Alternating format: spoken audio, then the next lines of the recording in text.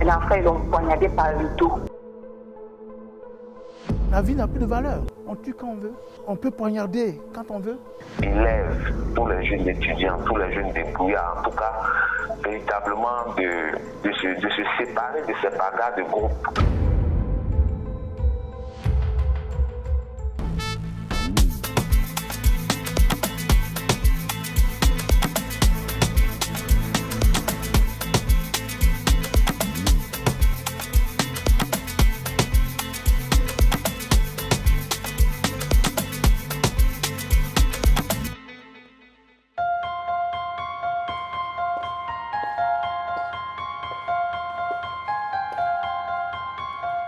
Dabou, à quelques kilomètres d'Abidjan, un acte isolé au cours d'une cérémonie de mariage a dégénéré au point de se muer en une bagarre d'une extrême violence. Comment cette bagarre a-t-elle pu entraîner une expédition punitive une semaine plus tard?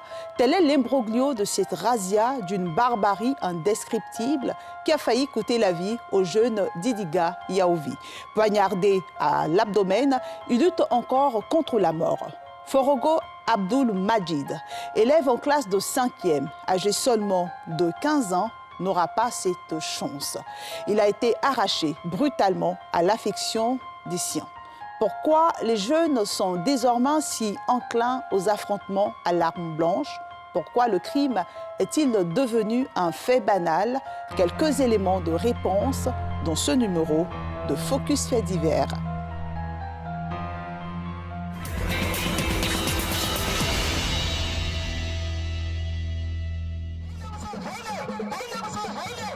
La musique, les réjouissances, les cris de joie entraînent un monde compact dans un ballet et un décor féerique.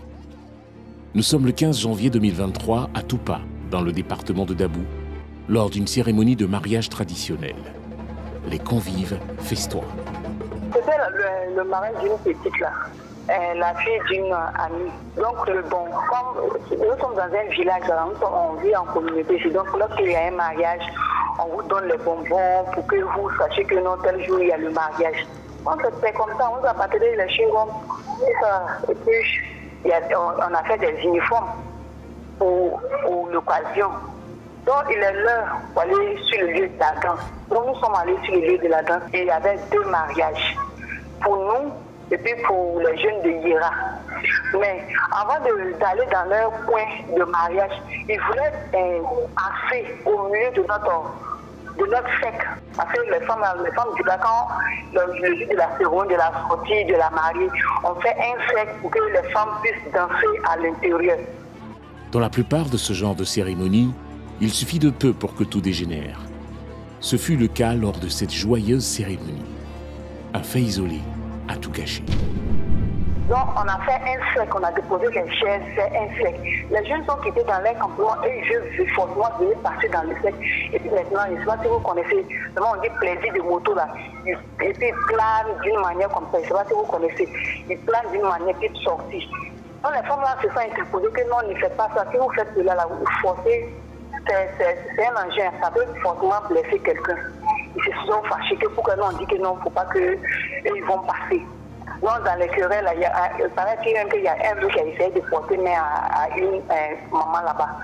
Donc, c'est à ce moment que les femmes se sont levées, à certaines femmes qui sont levées pour aller à la gendarmerie, aller interpeller la gendarmerie. C'est ça, les gendarmes sont venus. Pour moi que les gendarmes devaient arriver, ils ont cherché des trucs, les bois, les pneus, trucs qu'ils ont mis sur la route pour ne pas qu'ils passent.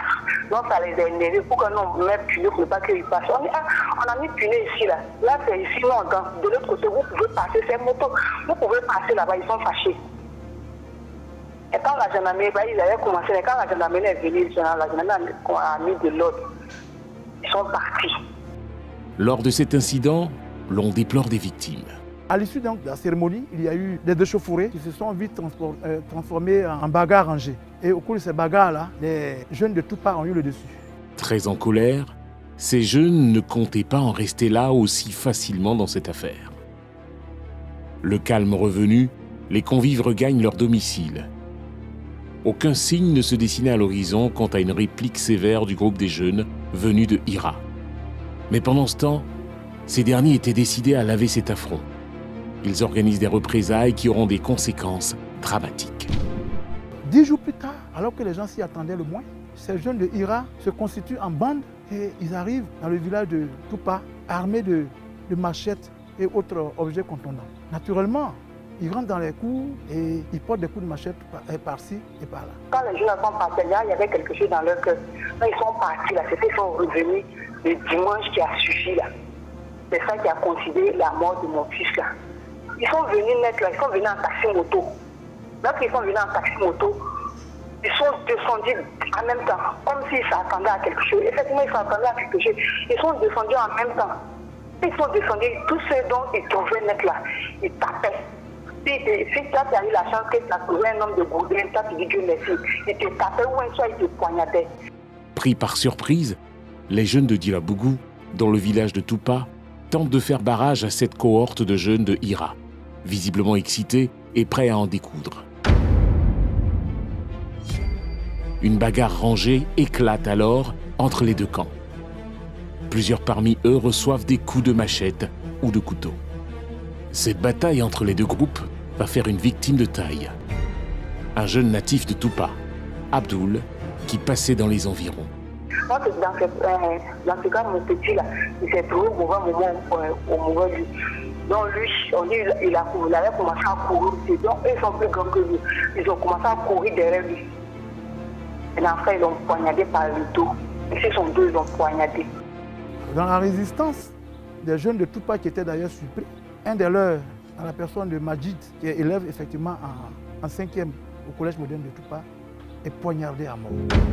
Abdoul a été arraché brutalement à l'affection des siens. Parents, amis et connaissances se souviennent d'un enfant timide et respectueux.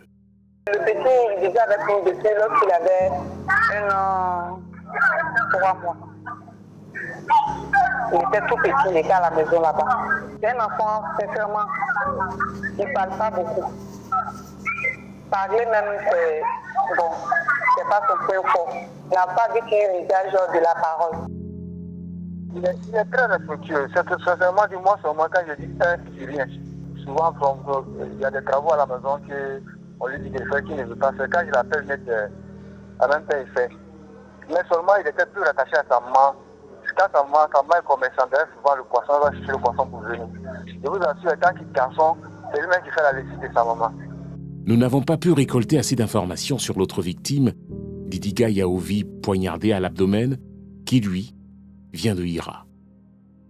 Quant au jeune Abdoul, ses proches racontent qu'il se trouvait au mauvais moment et au mauvais endroit cette nuit-là. Il avait acheté un chargeur qu'il a mis en marche, mais il s'est avéré que le chargeur ne marchait pas. Maintenant, ils ont déposé la nourriture qu'il devait manger. Il y a un de ses amis qui est venu le rendre visite, et puis il était avec son petit cousin. Maintenant, il a constaté que son chargeur ne marche pas, donc il a dit qu'il allait aller changer le chargeur. Et son cousin plus son ami a dit non, on a qu'à manger d'abord avant de partir. Lui dit non, il va aller changer rapidement pour venir passer. Le monsieur va fermer. Il a couru rapidement. Les autres disent qu'eux sont partis, ils ne vont pas partir. Donc il dit qu'il s'en va pour revenir. Il n'a même pas mangé, il a laissé la nourriture. Donc il a couru, il est parti. Maintenant, en retournant, il est tombé sur ces malfrats-là. Bon, ils l'ont piqué par le dos.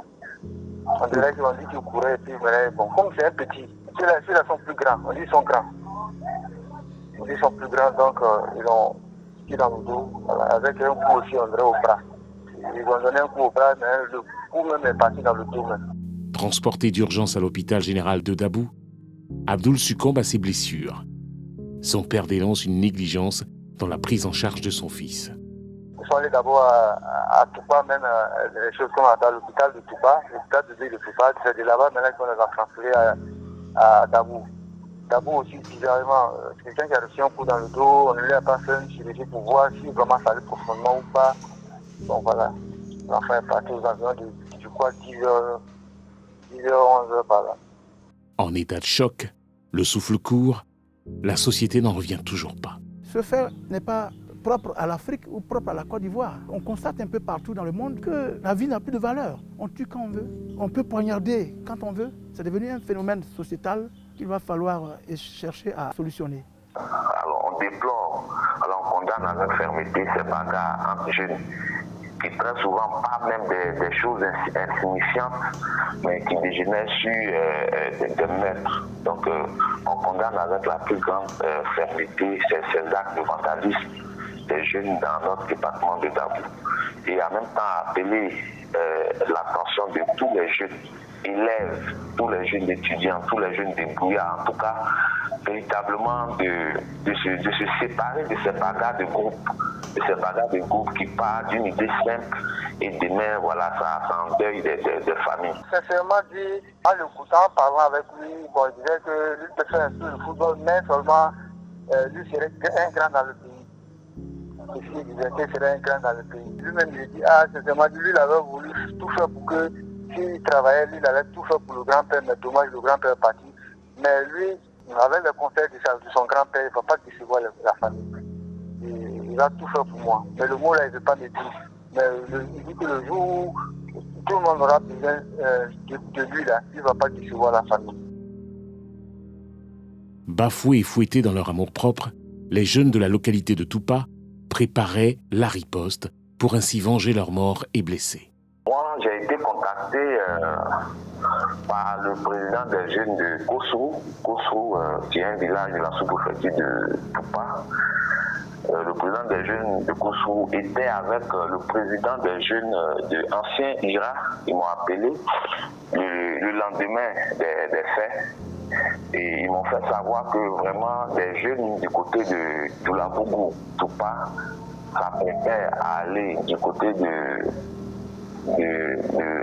IRA pour attaquer les jeunes. Et qu'ils me demandent d'appeler les autorités, comme on appelle les forces de défense et de sécurité, pour leur informer de l'événement. Bon, moi, séance tenante, j'ai appelé le capitaine de la compagnie de gendarmerie de Dabou. Après, ils se sont rendus sur les lieux pour prendre certains jeunes, voilà, pour venir les interroger.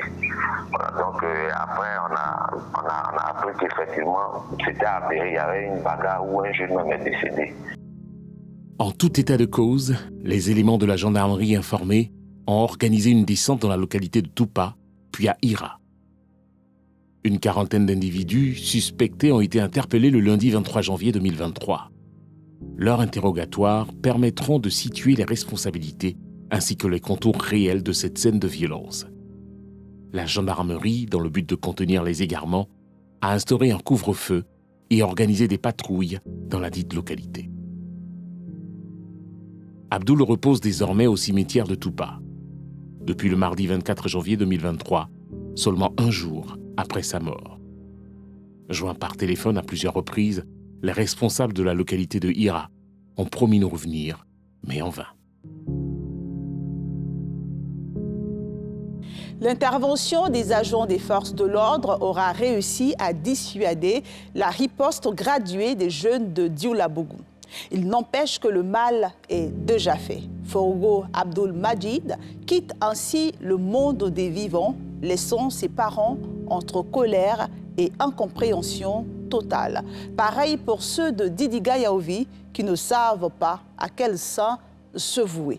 Le feu du mécontentement couve sur des braises ardentes et seuls les appels au calme des autorités politiques et religieuses ainsi que l'interpellation des auteurs de ces crimes ramèneront la quiétude dans la région du Léboutou. Bonsoir.